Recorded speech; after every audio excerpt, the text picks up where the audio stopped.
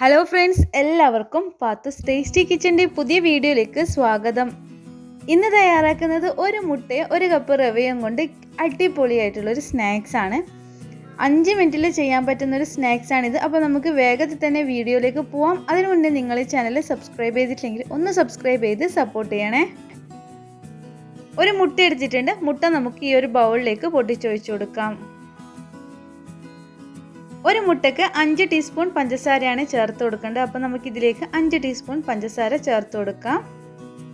ഇനി പഞ്ചസാര നന്നായിട്ടൊന്ന് മുട്ടയിൽ അലിയിപ്പിച്ചെടുക്കണം. അപ്പോൾ ഒരു സ്പൂൺ ഉപയോഗിച്ചിട്ട് നന്നായിട്ട് ഇതുപോലെ ഒന്ന് അടിച്ചെടുക്കുക. അപ്പോൾ പെട്ടെന്ന് തന്നെ പഞ്ചസാര അലിഞ്ഞ് കിട്ടും.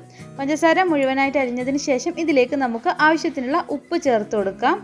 അതുപോലെ തന്നെ ഒരു നുള്ള് അപ്പക്കാരം സോഡാപ്പൊടിയും കൂടി ചേർത്തിട്ട് വീണ്ടും നന്നായിട്ടൊന്ന് മിക്സ് ആക്കി എടുക്കുക. അപ്പോൾ മുട്ടയുടെ ഒരു മണം മാറാൻ വേണ്ടിയിട്ട് ഇതിലേക്ക് ഒരു 1/4 ടീസ്പൂൺ വാനില എസൻസ് കൂടി ചേർത്ത് കൊടുക്കുന്നുണ്ട്. അപ്പോൾ വാനില എസൻസ് നിങ്ങളെ കയ്യിലില്ലെങ്കിൽ ഏലക്കാപ്പൊടി ചേർത്താലും മതി.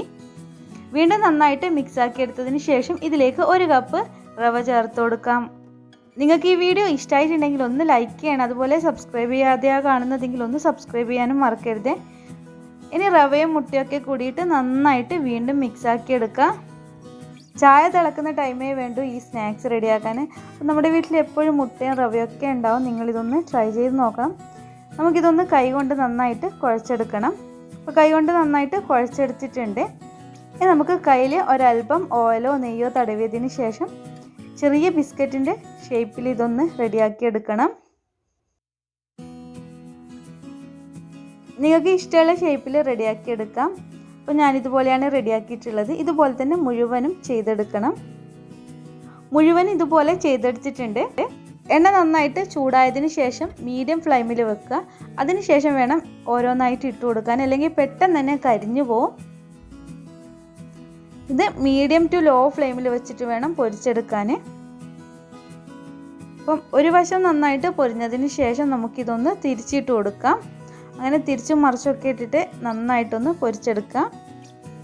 തീ കുറച്ച് വെച്ചിട്ട് തന്നെ വേണം ഇത് മുഴുവനും പൊരിച്ചെടുക്കാൻ, അല്ലെങ്കിൽ കരിഞ്ഞു പോവും. അതാണ് വീണ്ടും വീണ്ടും പറയുന്നത്. ഇതിപ്പോൾ എല്ലാ വശവും നന്നായിട്ട് പൊരിഞ്ഞ് വന്നിട്ടുണ്ട്. ഇനി നമുക്കിത് കോരി മാറ്റാം. അപ്പം നമ്മൾ ഈ കോരുന്ന ടൈമിൽ സോഫ്റ്റ് ആയിട്ടാണ് ഉണ്ടാവുക. അപ്പോൾ ഇത് ചൂടൊന്ന് ആറിയാൽ നല്ല കറുമുറ ഉണ്ടാവും.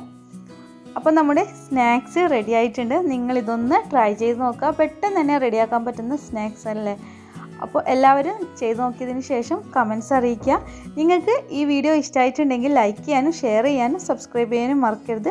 അപ്പം ബാക്കിയുള്ളതും നമുക്കിതുപോലെ തന്നെ പൊരിച്ചെടുക്കാം. ഇൻഷാ അല്ലാഹ് മറ്റൊരു റെസിപ്പിയുമായി വീണ്ടും കാണാം. അസ്സലാമു അലൈക്കും.